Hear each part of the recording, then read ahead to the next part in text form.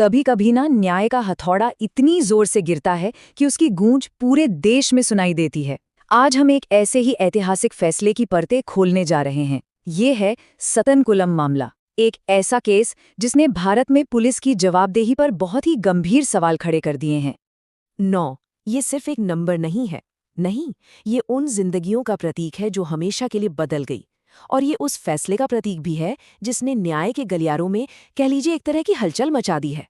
तो सवाल ये है कि आखिर ये 9 का आंकड़ा ये दिखाता क्या है? और इसका जवाब सच कहूं तो काफी चौंकाने वाला है। एक अदालत ने कानून के रक्षकों को ही मौत की सजा सुना दी, और वो भी एक दो नहीं, पूरे 9 पुलिसकर्मियों को। सोचिए, ये एक ऐसा फैसला है जो भारत में बहुत ही कम, मतलब रेयर देखने को मिलता है।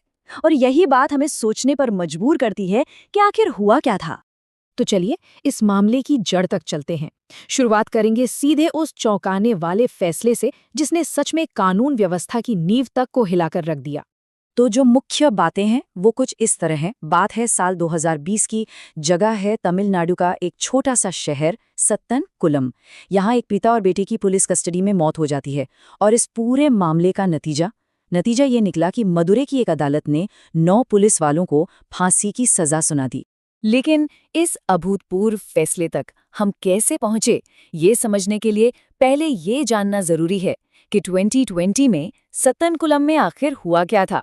ऐसी क्या त्रासदी हुई थी जिसने पूरे देश को हिलाकर रख दिया। इस पूरी कहानी के सेंटर में है ये 2 चेहरे, 58 साल के पी जयराज और उनके बेटे जे बेनिक्स। ये सिर्फ नाम नहीं है, ये उस क्रूरता के प्रतीक बन गए हैं जिसकी शायद हम कल्पना भी नहीं कर सकते। जो आरोप लगे वो वाकई में कल्पना से भी परे थे। जयराज और बेनिक्स को पुलिस स्टेशन के अंदर, वो जगह जिसे सुरक्षा का घर माना जाता है, वहीं पर रात भर अमानवीय तरीके से टॉर्चर किया गया। और सबसे बड़ी विडंबना देखिए, ये सब शुरू हुआ था एक बहुत ही मामूली से आरोप पर, लेकिन इसका अंत हुआ 2 मौतों के साथ। जब इस क्रूरता की खबर बाहर आई ना, तो समझ लीजिए पूरे देश में गुस्से की एक आग सी लग गई। सड़कों से लेकर सोशल मीडिया तक हर जगह बस एक ही मांग थी, न्याय। लेकिन जैसा कि अक्सर होता है, न्याय की राह बहुत लंबी और मुश्किलों से भरी थी। तो ये जो टाइमलाइन है ये न्याय की इस लंबी लड़ाई को दिखाती है। देखिए, 2020 में जब पूरे देश में गुस्सा भड़का तो मद्रास हाईकोर्ट ने एक बहुत ही असाधारण कदम उठाया। उन्होंने मामले का सुओ मोटो संज्ञान लिया। इसका मतलब है कि किसी के केस फाइल करने का इंतजार नहीं किया, खुद ही एक्शन शुरू कर दिया। फिर ये पक्का करने के लिए कि जांच में कोई भी पक्षपात ना हो, केस देश की सबसे बड़ी एजेंसी सीबीआई को दे दिया गया। और फिर कई सालों के इंतजार के बाद आखिरकार फैसला आया। 9 पुलिस वाले दोषी पाए गए और उन्हें मिली सजाए मौत। अब सवाल ये उठता है कि अदालत ने इतनी कठोर, मतलब मौत की सजा क्यों दी?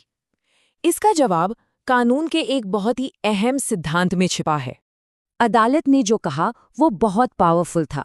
कोर्ट ने प्रोसिक्यूशन की इस बात को माना कि ये जो अपराध है ये रेयरेस्ट ऑफ द रेयर, यानी दुर्लभतम कैटेगरी में आता है। मतलब एक ऐसा घिनौना अपराध जिसके लिए मौत की सजा ही बनती है। और बस यही बना इस अभूतपूर्व फैसले का कानूनी आधार। तो आखिर ये rarest of the rare category है क्या चीज? देखिए, ये इंडियन लॉ का एक सिद्धांत है। इसके तहत मौत की सजा सिर्फ और सिर्फ उन मामलों में दी जाती है जो असाधारण रूप से क्रूर और घिनौने हों। ऐसे अपराध जो पूरे समाज की आत्मा को झकझोर के रखते हैं। और अदालत का मानना था कि जब रक्षक ही भक्षक बन जाएं, तो वो बिल्कुल ऐसा ही एक अपराध होता है। तो ये समझना जरूरी है कि ये फैसला सिर्फ एक केस का अंत नहीं है, इसका महत्व इससे कहीं ज्यादा बड़ा है। तो सवाल ये है कि क्या ये भारत में पुलिसिंग के लिए एक नए चैप्टर की शुरुआत है? देखिए, इस फैसले को लॉ एनफोर्समेंट में अकाउंटेबिलिटी यानी जवाबदेही के लिए एक मील का पत्थर माना जा रहा है। ये एक बहुत ही पावरफुल मैसेज देता है कि जो लोग पावर की पोजीशन में हैं, वो कानून से ऊपर नहीं हैं और उन्हें अपने किए कामों के लिए जवाब देना ही होगा।